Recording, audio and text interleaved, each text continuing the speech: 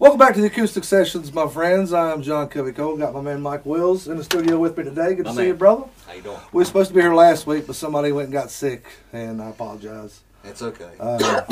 Yeah, it was me, but I'll let him take the fall for it. But been a long time coming getting you in here, man. We've known each other for a while now. Several years, 4 or 5. Played in a band together there for a long time. That was a lot of fun. Yeah, we really started we knew each other prior to that, but then once we got into the band and that dynamic, and we really connected. We did. I enjoyed it immensely. And you're a wrestling fan, and I'm a wrestling fan. So. Oh, yeah, brother. Excellent, absolutely. But let me ask you a few questions, even though I know most of the answers to these questions. We'll let these people at home get more familiar with you and where you come from.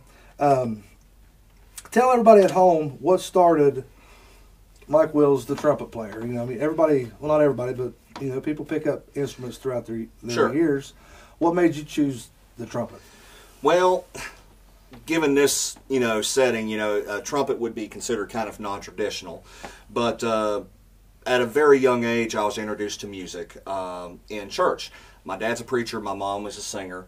And for as far back as I can remember, I'd be standing on a stool behind the pulpit with my mom just singing songs. Okay. And as that went along, I started picking up little bits here and there about reading music a little bit, or at least having some sort of familiarity with it. And I started to sing. And people said that I sounded okay, and so I kept on with it. That didn't want to hurt your feelings. No, it didn't hurt my feelings, but I don't want to get the big head. Right. But and I just think I'm average, to be quite honest with you. But some people seem to like it. Anyway, I moved on. He says he's average, but I'll share a story with you guys in a second. Actually, how we met. But go ahead. Okay.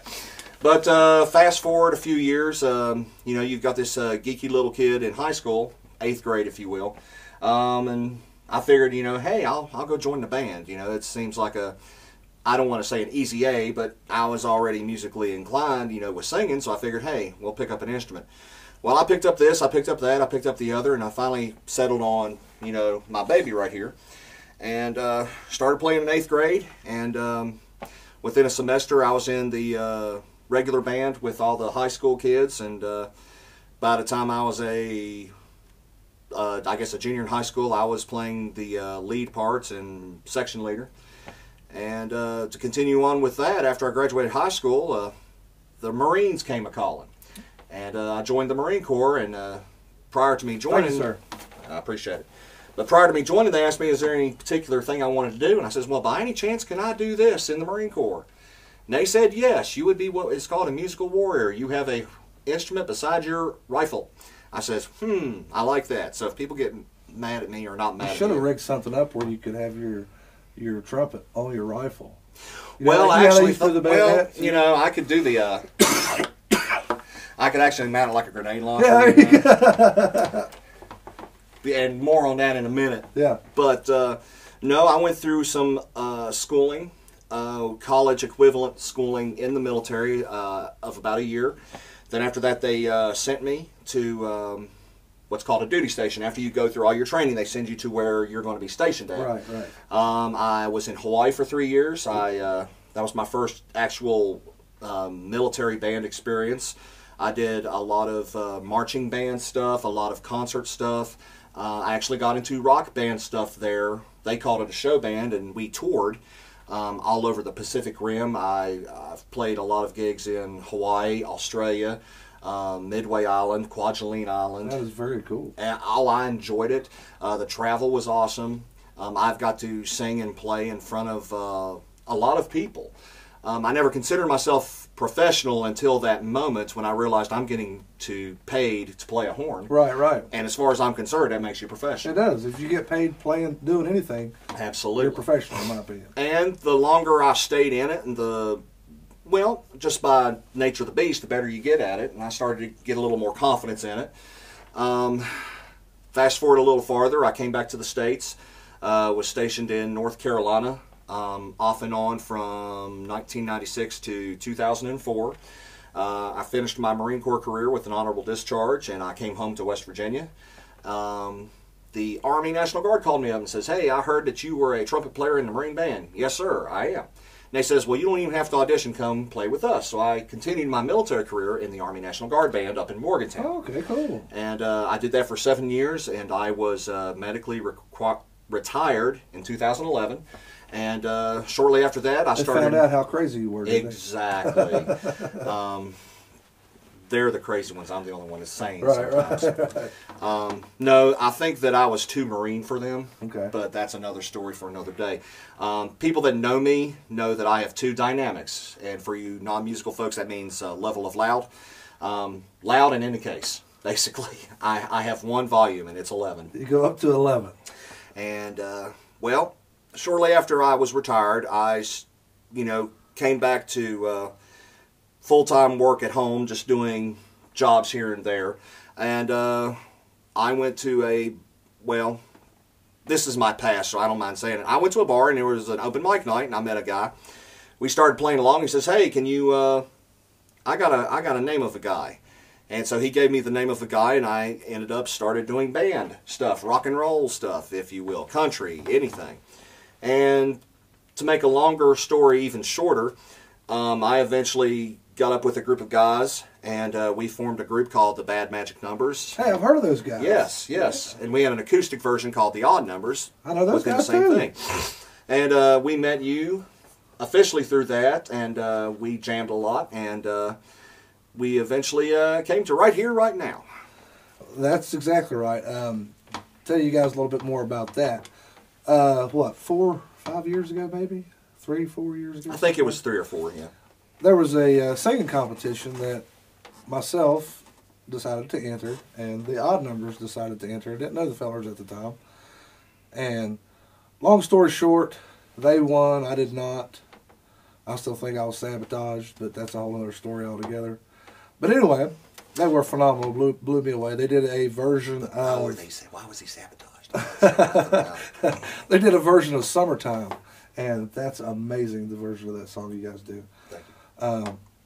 But anyway, fast forward a little bit, a couple months later, I get a call from Mr. Wills, and they want me to join the group. And we played together, on and off for a year and a half or so? About a year and a half. And it was a lot of fun, Absolutely. A couple other guys. Rick Libby was in the band, phenomenal guitar player, great with harmonies. Rick Moorfield played bass guitar. Cameron Strasner played the drums. I mean, we had a lot of fun. And you guys have had different variations of that through the years. You've had some talented musicians come through. But we've always had that core lineup. It started out with me, Rick Libby, and Rick Moorfield. Okay. And we always, stuck feelers out and brought people in, and they always left their mark. Absolutely. And rewind a little bit back to when you joined the military to play the trumpet. Sure. Is there some kind of procedure, trial you have to do to get that? Oh, yeah. Shout out to all my recruiters out there. Basically, when your recruiters come to the high school and they talk to the kids about trying to join up with their particular military branch, they'll talk to the musicians. They'll talk to the band kids and says, hey, you want to do this in the military. And for my particular scenario, I was raised in Hinton. I went to Hinton High School. That's all right. We won't hold that against I know. We won't even talk about Liberty. There's another story about Liberty. Yeah. But... he went to my high school and he says, yeah, I'd like to, I said, yeah, I'd like to do this.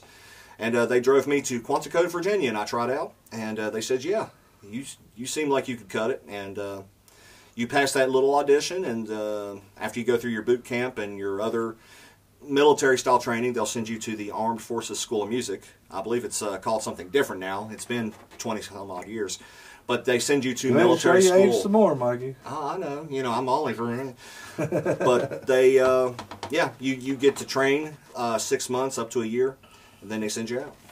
Let's rewind you a little bit. You talked a little bit about your parents and church and music.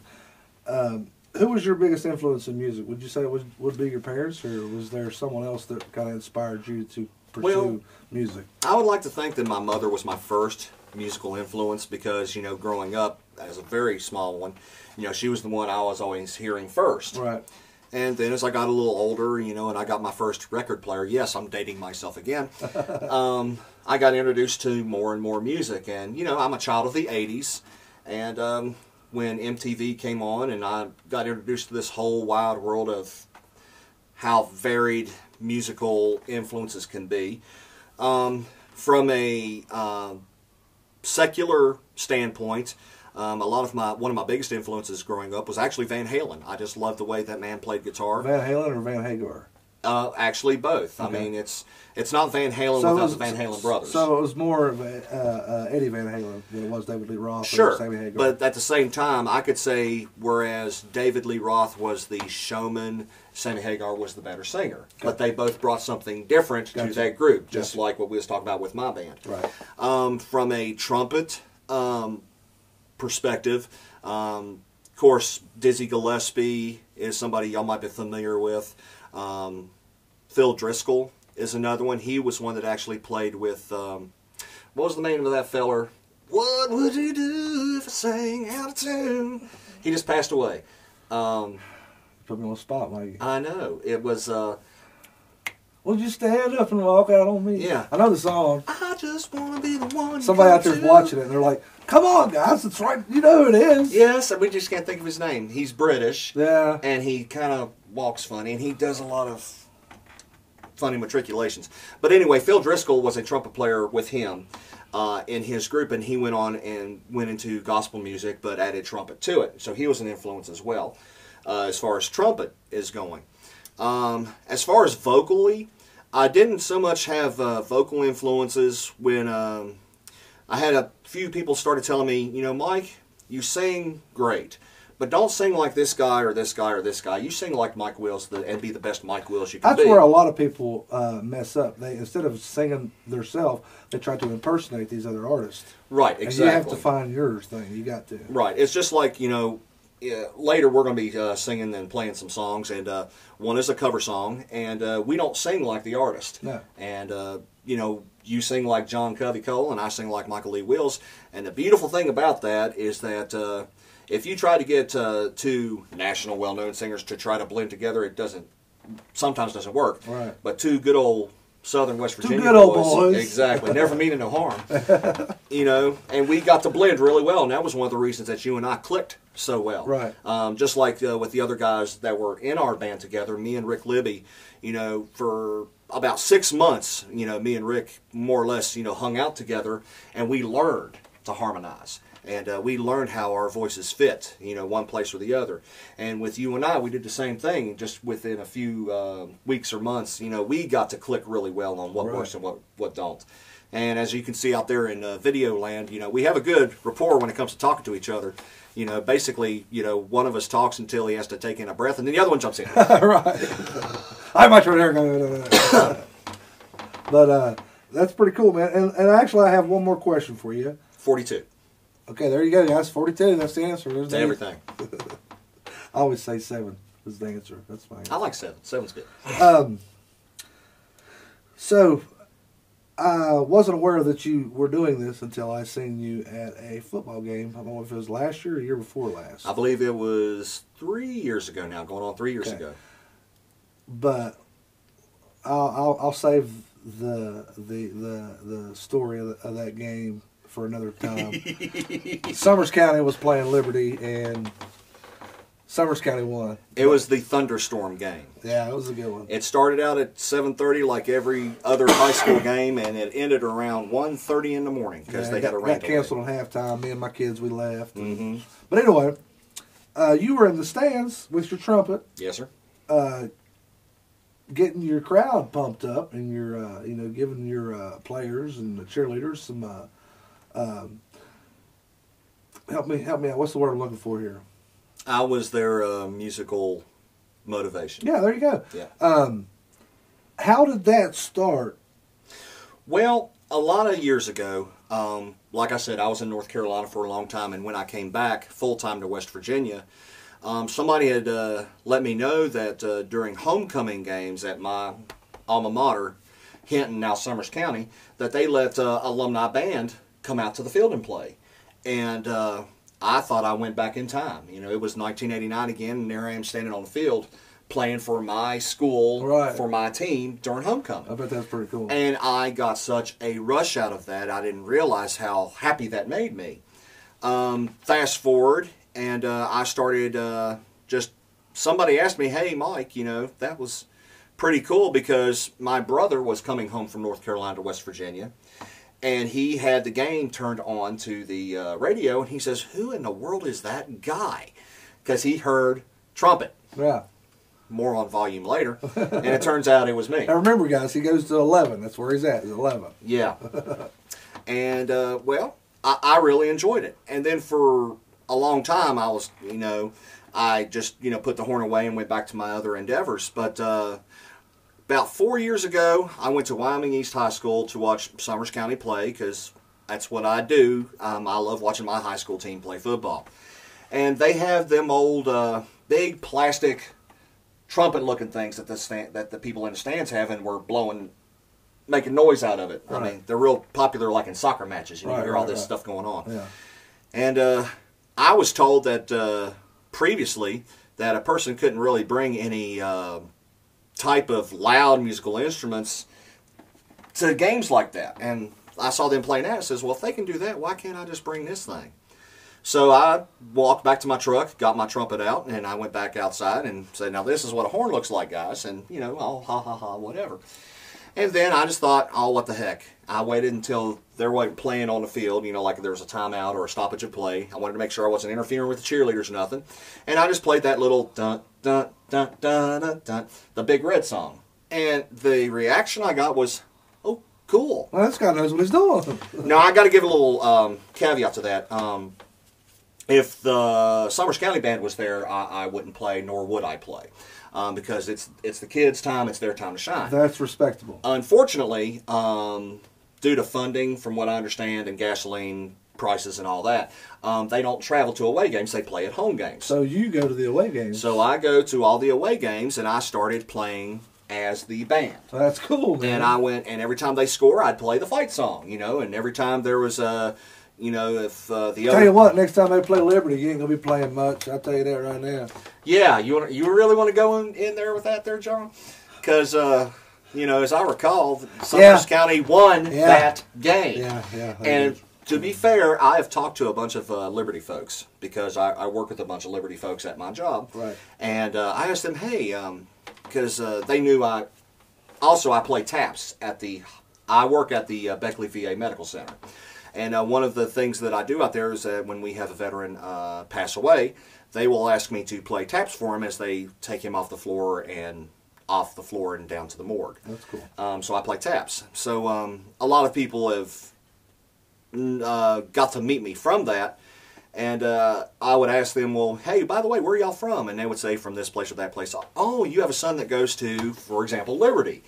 And I would say, oh, well, then you know me. I'm the trumpet guy. I'm the guy on the Summers County side that plays horn.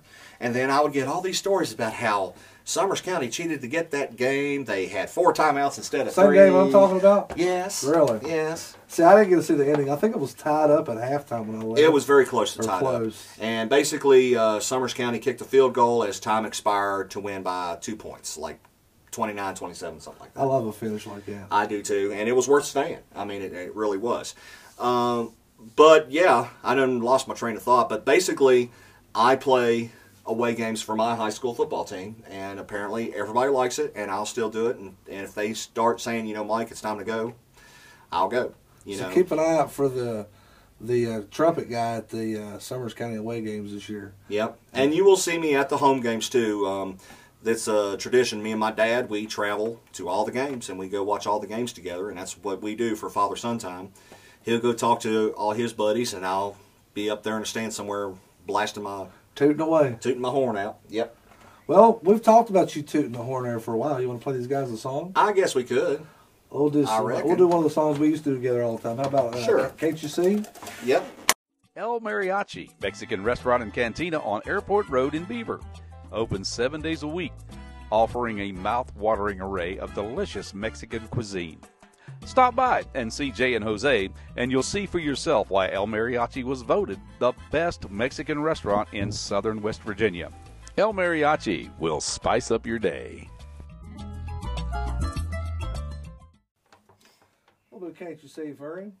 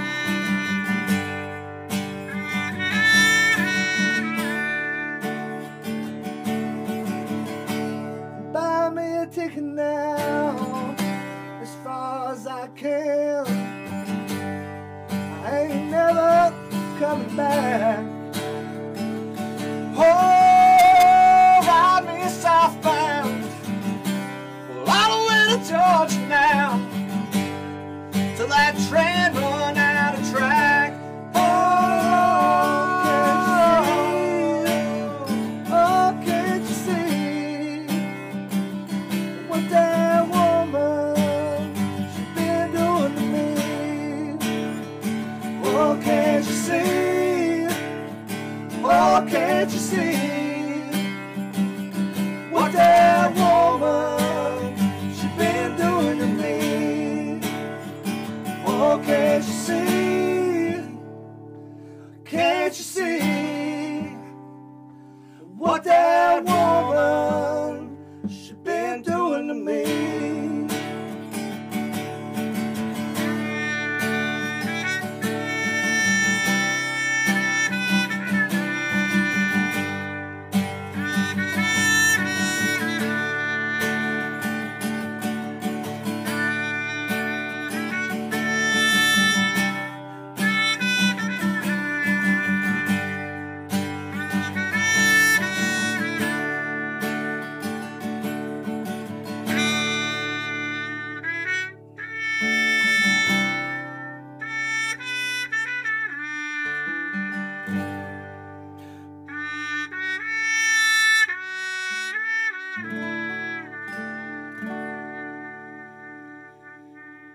Oh man, I miss playing with you. Yes, sir. That was a good one right there. Wow, Man. I'll tell you what. You didn't like that. If y'all didn't like that, y'all just need to go on down the road. Is all I'm gonna tell you. That's a lot of fun right there, Mikey. Yes, sir. Yes, sir. We gotta do this more often. We do. So you mentioned a little bit about you should get your start in church earlier. Yes, sir. You was telling me off the air that how a little bit about how you're more involved with your church now than you have been in a long time. Could you tell these people at home a little bit more about that? Absolutely. First and foremost, and I've said this before, and I'll say it again, and I'll never get tired of saying it. None of this would be possible without my Lord and Savior, Jesus Christ. Amen, bro. And I've been saved since I was about 10 years old, and this ain't me boasting. I'm just giving the glory to God. But I grew up in church. My dad is a pastor. He's pastor down at Laurel Creek Baptist Church, where I attend. I'm basically their de facto song leader, and I lead services. And on occasion, I get to teach Sunday school, and on occasions, I've been called upon to speak in front of the congregation. With all of that being said, I have kind of drifted away from secular music, and I've turned more into gospel. And hopefully someday I will get a spiritual album out there. I have written several gospel songs, and one of these days I hope to get with some good collaboration and perhaps, get something together. But basically that's what I'm doing now, and everything I do, whenever I talk about Him, whenever I sing about Him, whenever I play for Him, it's all about the Lord. And that's what it's all about for me. That's cool, man. And I'll go ahead and tell you guys about a few shows I got coming up in August. August 18th, we're going to be at the Asylum in Lewisburg, which is a great place, and it's actually the same week of the fair, so it should be a lot of fun. Okay.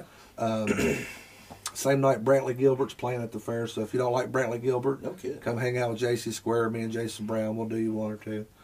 And if you do like him, afterwards, stop in and see us. We'll be there from 9 to 12, I believe. And then on the 19th, which is on a Saturday, the following night, we'll be back at Dorsey's Hogtails in Hyco from 9 o'clock to 1 o'clock. So come out and hang out with us. We had a great time last month when we was there. But that's actually the last two shows I got going on as of right now, because some of you guys that watch my show are familiar with it, some of you are not. But I'm also the producer / host to a football talk show called the Mountaineer Ramble. And we're getting ready to start that back up here in the next couple of weeks. If you guys haven't seen it and you like Mountaineer football, check it out on Facebook, Mountaineer Ramble, or you can find us on Twitter at WVU Ramble. It's a lot of fun. We have former players on the show, talk football, do highlight videos, and talk about upcoming games and past games, and do trivia questions, give away autographed photos and apparel, game tickets. It's a lot of fun. Check it out. Join us. It's Mountaineer Ramble because it's not just us. We want to involve the fans to ramble along with us as much as possible. As far as appearances for me is concerned, you can see me every Sunday at Laurel Creek Baptist Church down in Sandstone. It's just 3 miles off of Interstate 64 towards Hinton. And I've also been known to make cameo appearances with certain talented individuals. You have. We're going to do one more song for these guys and we're going to get out of here. All right. A song that we used to do together in a band that I absolutely love because it's a great song, but it's a sad song. I'm not going to go into the story about how it was written, but it was written by Rick Libby and Jody Fleming. Yeah, and it's one of the more spiritual songs. We've spoke about that before, and it is called Epitaph. Yeah. And yes, we pull a lot of feeling from this song and pour a lot of emotion into the song. I know for me personally, when I learned how to play it with you guys, just playing the song for me, it's just, I mean, it's just 3 chords. The whole song is just 3 chords, but there is just so much emotion in the song itself. And like my grandmother always said, it's not what you got, but what you do with it. That's exactly right. That's exactly right. Yep. And like I said, Jody Fleming and Rick Libby, good friend of mine, and I got the chance to meet Jody as well. Rick Libby, give me this hat. Thanks, Rick, if you're watching, buddy. I appreciate it. He gave me this shirt, too. Hey, thanks, Rick. Of course, that was 50 pounds ago for me, but... Suck it in, Mike. Exactly. It is sucked in.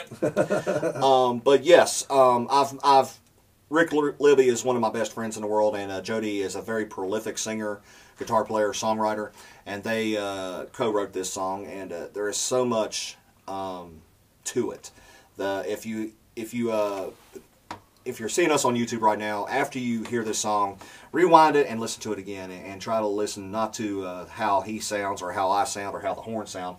Listen to the words and what the words mean, and you will, I guarantee you'll get something out of it. But yeah, here we go, Epitaph. Okay.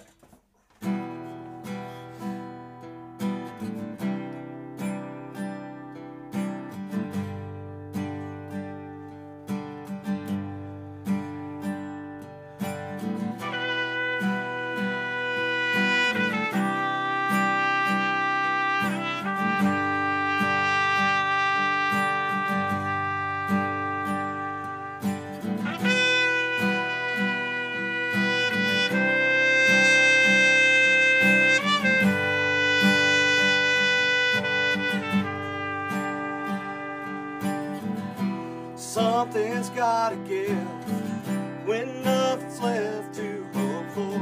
Inside I feel like dying, like I never felt before. Something's gotta change with lonely little me. When friends are there to comfort, empty is all I see. Well, it's all I see.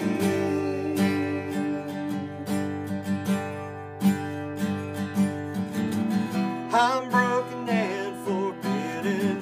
You catch me falling down. Outside his face is laughing.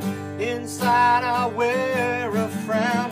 If this is where it ends, while dancing with the devil, I banished all my sins. It's hell inside a bottle. Hell inside. Hell inside.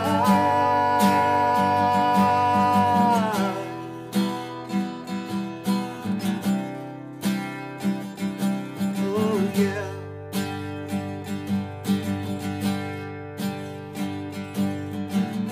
Lost in just who I am. No grip on what is real. One question for myself. When did I ever feel left to my own devices? Through sorrow's empty man, I beg for God's forgiveness, and I hope that you'll understand. Please understand.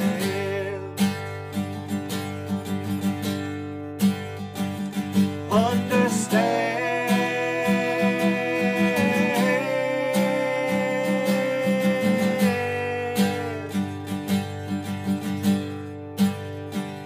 Try forgiveness. Try forgiveness. Try forgiveness. Won't you try forgiveness? Understand.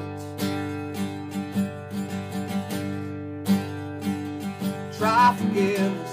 Try forgiveness. Try forgiveness. Won't you try forgiveness? Understand.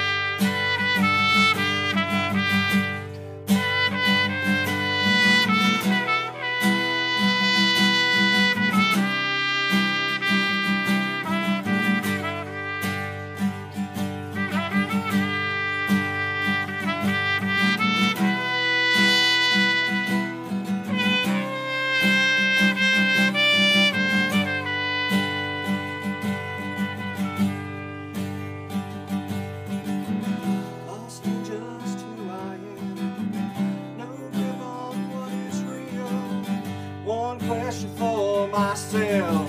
When did I ever feel left to my own devices? Through sorrow's empty man, I beg for God's forgiveness, and I hope that you'll understand.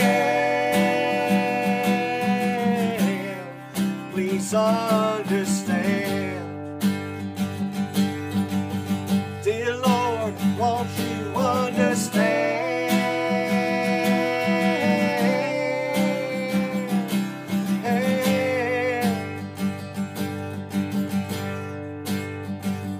Try forgiveness, try forgiveness, try forgiveness, try forgiveness, and understand.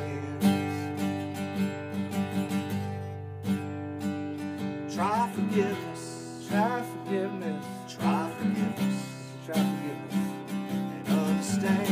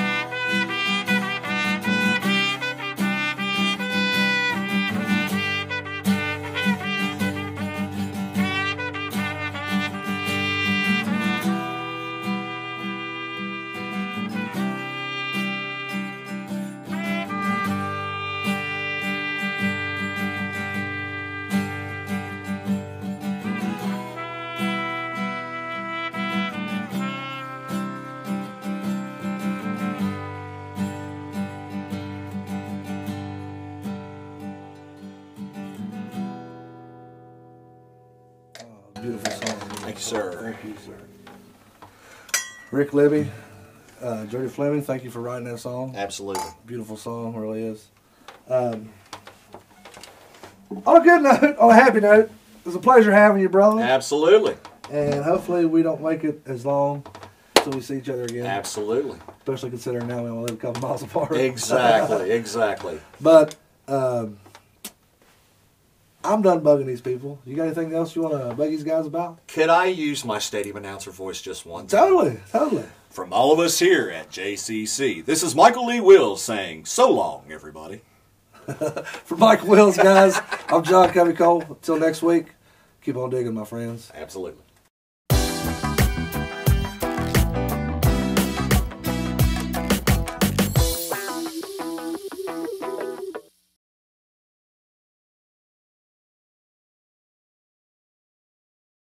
Thank you. Obviously, Michael Lee Wills and the Gimme Gimmes. Sure. It's actually Will Billy and the Hoot and Holler Hillbillies. Okay. Y'all get it right now. For becoming yeah. Foster's. No, it wasn't Foster's. Okay. All right. That's always a good one. It's hard to see with as bright as it is in here, but that's okay. Leave that there for a second. I'm going to come and scene. What is up, guys? Welcome back to the Acoustic.